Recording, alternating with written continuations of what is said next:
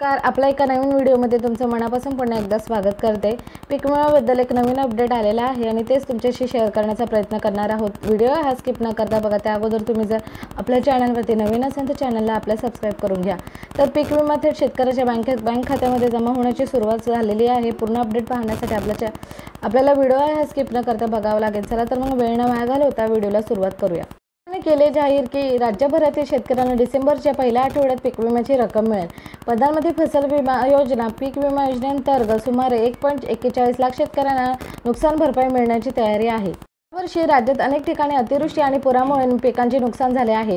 राज्य सरकारने ही नैसर्गिक आपत्ती म्हणून घोषित केली होती। सर्वच भागात पाणी साचल्याने बहुतांशी उभी पिके नष्ट झाली आहेत। यावर्षी राज्यात अनेक ठिकाणी अतिवृष्टी आणि पुरामुळे पिकांचे नुकसान झाले आहे। राज्य सरकारने ही नैसर्गिक आपत्ती म्हणून घोषित केली होती। सर्वच भागात पाणी साचल्याने बहुतांशी पिकांची नुकसान झालेली आहे। ज्या शेतकऱ्यांनी पीक विमा घेतला आहे त्यांच्यासाठी पीक विमा कंपन्या डिसेंबरच्या पहिल्या आठवड्यात दाव्याची रक्कम थेट त्यांच्या बँक खात्यात जमा करतील।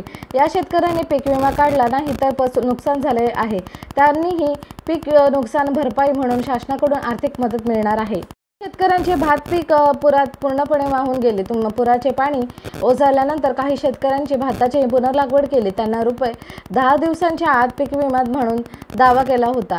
7,000 प्रति एकर म्हणून 16 ते 30 नोव्हेंबर दरम्यान देशभरात पीक कापणी प्रयोग सुरू झाले होते। विमा नसलेल्या शेतकऱ्यांसाठी सरकार पीक नुकसान भरपाई 100% भरपाई देईल। नुकसान झालेल्या पिकासाठी 15,000 प्रति एकर तर शेतकरी विम्याच्या दाव्याची आतुरतेने वाट पाहत आहेत आणि डिसेंबरच्या सुरुवातीस वितरित करणार असे आश्वासन दिले होते। रक्कम मात्र अत्यापित हवामानाच्या घटनांमुळे यावर्षी मोठ्या प्रमाणात नुकसान झालेल्या शेतकऱ्यांना दिलासा देणारी उपाय म्हणून येईल। आय होप तुम्हाला ही माहिती आवडली असेल। आवडल्यास व्हिडिओला नक्कीच लाईक करा। भेटूया पण एका नवीन माहितीशीर व्हिडिओमध्ये। तोपर्यंत हा व्हिडिओ इथेच थांबवते।